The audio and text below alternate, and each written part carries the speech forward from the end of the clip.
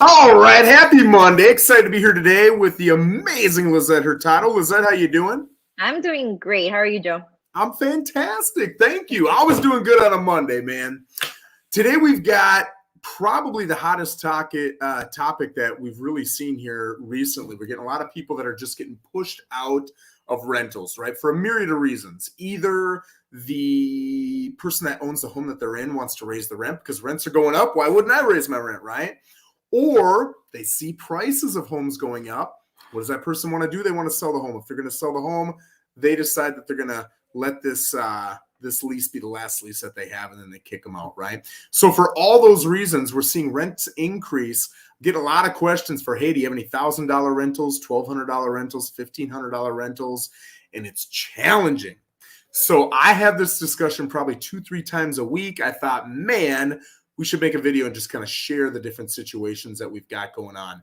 So before we get into it, and Lissette, I'm going to let you start with kind of what do you do in this scenario? How does this conversation go? But before, and I want to share some stats with you guys. If you go on the MLS and look right now, by the way, if you're looking for a home to purchase, and I go look on the MLS right now, you're going to get 96, 97% of the houses out there. You're going to get virtually everything, right?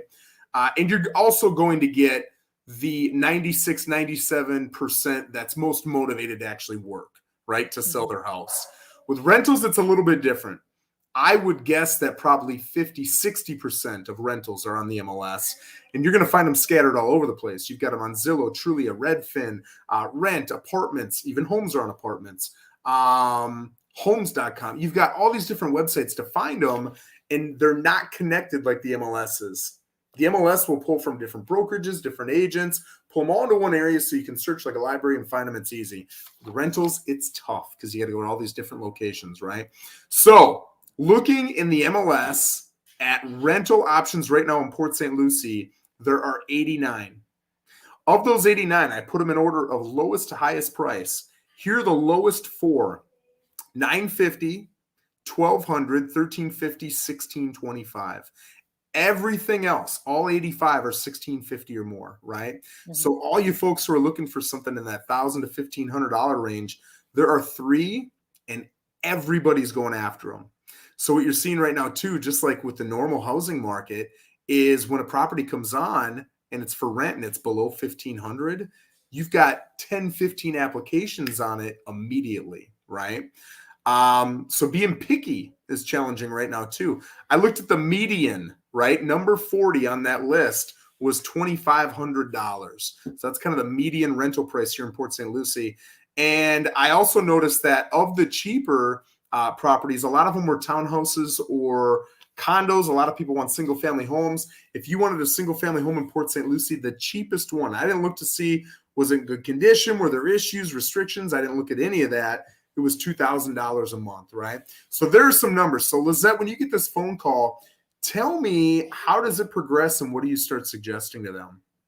Well, I try to find out what their situation is and why are they renting. A lot of times we have people that are moving to the area and want to try out the area for about a year to find out if it's a really good fit before they purchase. That makes sense. Other times it's qualification issues and they just wouldn't qualify right now. Could be that they haven't been in their job or the field of job for over 2 years. So they need to get a little bit more stability. So I always feel those questions out. I do ask, if you have the reserves and if you have the credit, why are you not buying? Just because in most situations you're going to be saving money, but it depends on everyone's situation. Buying may just not be in the cards for the person at the time. So if renting is an option, there's a lot of options out there and different websites to consider. It's just narrowing that search down. Oops, sorry, my dog is being loud. No, hey, some of us have dogs, some of us have kids, no problem. Okay, so now they say, hey, listen, I'm in the area, and let's go back to that original scenario that I threw out, right? Where they're getting kicked out of their place either because the rents went too high and they can't afford it, or, there we go, we got a guest host here, or they're selling the house, and all they can afford is $1,200, $1,300 a month. That conversation now for me turns into, we're about to talk about some things that have a level of suck. Regardless of what option I give you, there's a level of suck.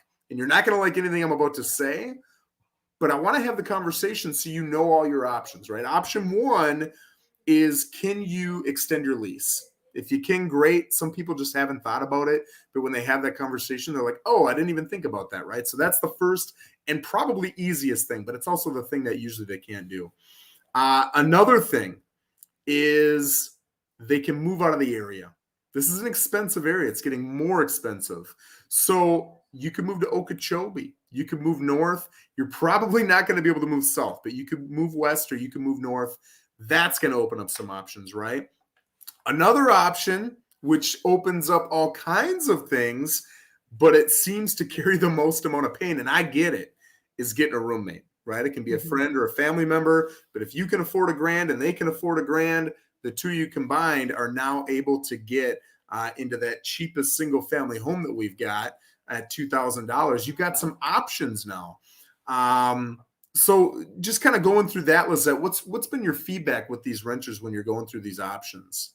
That's a difficult conversation to have, unfortunately, because if they are on a tight budget and if they do have a family, sometimes your option, you have to have a house, but that may not work with the budget that you have.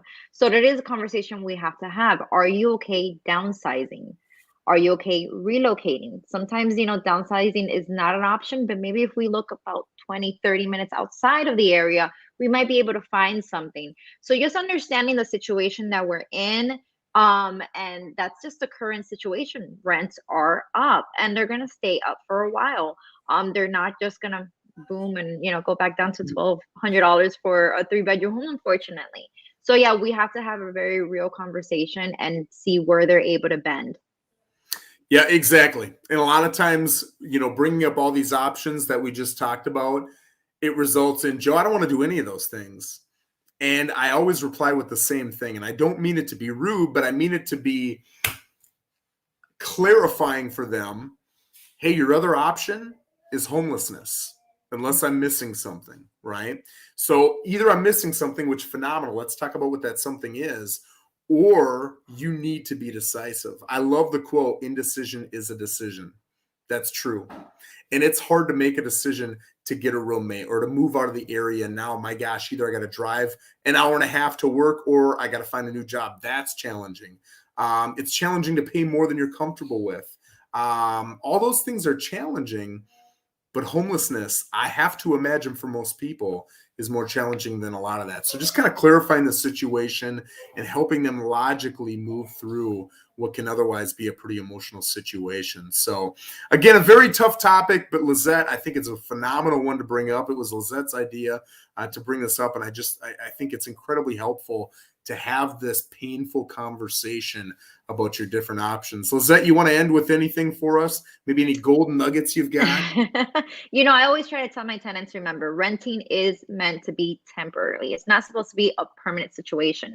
So if we come across a property that may not have the perfect kitchen, updated cabinets, maybe has some carpet, I understand, it's a pain point. It's just, it's uncomfortable to not have exactly what you want, but it's temporarily. We're not purchasing the property.